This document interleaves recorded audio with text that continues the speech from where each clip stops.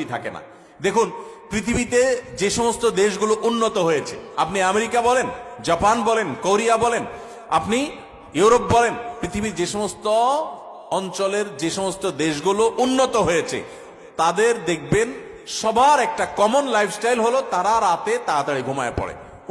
সমস্ত উন্নত দেশের সব মানুষদের মধ্যে কালচার আছে। সারা পৃথিবীতে যে দেশগুলো উন্নত হয়েছে তারা সবাই দেখবেন সন্ধ্যার পর পর শুয়ে পড়ে। আর আমাদের বাঙালির রাত শুরুই হলো 10টার পর, তাই না? আমরা অফিস আদালত থেকে আইসা বাসায় রিমোট নিয়া জামা টামা খুলে ধুইয়া বৈশা, এরপরে আমরা আয়সার নামাজ যদি পড়ি, নামাজি হই, আর বেনামাজি হলে তার কোনো কথাই নেই। আইসা আমরা সোফা বসে এবার আমরা রিমোট দিয়া একটা পর একটা চ্যানেল পাল্টাতে থাকি, এরপরে মোবাইলে ফেসবুকে হাতাইতে থাকি, খাওয়া দাওয়া করে শুধু আমাদের 12টা, 12:30, 1টা। এই যে দেরিতে ঘুমাই, আমাদের জীবনের প্রোডাক্টিভিটি নষ্ট হয়ে যায়, বরকত নষ্ট হয়ে যায়। যে তরুণ তার প্রোডাক্টিভিটি বাড়াতে চায়, সেই জন্য রাতে তাড়াতাড়ি ঘুমায়।